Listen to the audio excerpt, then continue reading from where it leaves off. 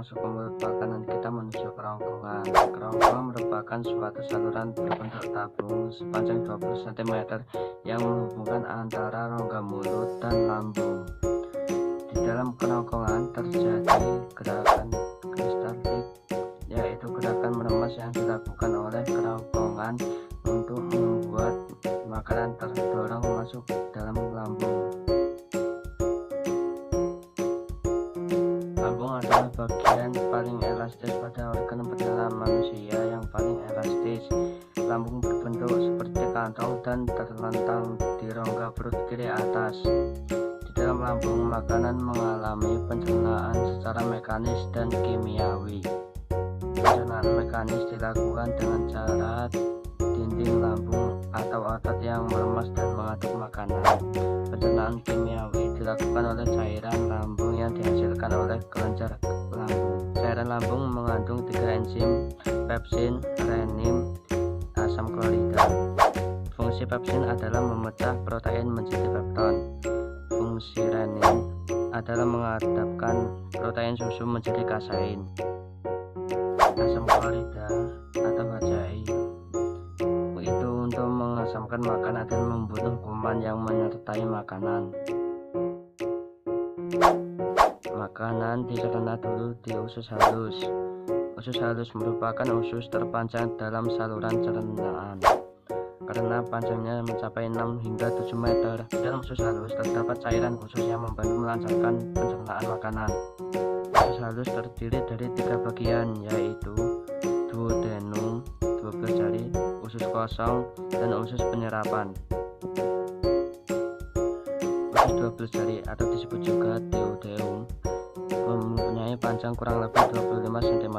Usus 12 jari mencerna makanan dengan bantuan pankreas dan getah empedu. Getah pankreas dihasilkan oleh kelenjar pankreas. Asam pankreas mengandung enzim sebagai berikut. Enzim amilase berfungsi untuk amilo menjadi gula atau glukosa. Enzim tripsin mengubah pepton menjadi asam amino. Enzim lipase mengubah lemak menjadi asam lemak gliserol. Sedangkan empedu diproduksi oleh hati dan kandung empedu untuk mencerna lemak. Selanjutnya, jejunum terletak di antara duodenum dan ileum. Usus kosong memiliki panjang sekitar 2,5 meter dan berfungsi untuk mencerna makanan dari duodenum. Terakhir, ileum merupakan tempat penyerapan sari-sari makanan.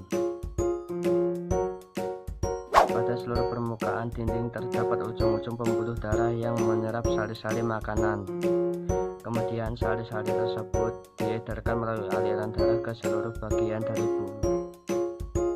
Setelah itu, sisa makanan yang dicerna dilanjutkan ke usus besar. Usus besar berfungsi untuk menyerap cairan vitamin dan mineral dari sisa-sisa makanan yang telah diserap oleh usus halus. Di dalam usus besar terdapat bakteri yang berguna untuk tubuh bernama E. coli yang berfungsi untuk membantu proses pembusukan sisa makanan. Proses pembusukan sisa makanan akan menghasilkan feses atau feses yang kemudian dikeluarkan melalui anus.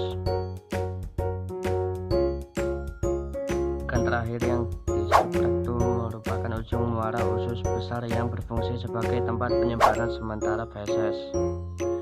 Ketika rektum terisi feses, maka saraf akan mengirimkan respon ke otak sehingga menimbulkan rasa ingin buang air besar. Anus adalah lubang dari bawah pantat sebagai tempat keluarnya feses dari dalam tubuh.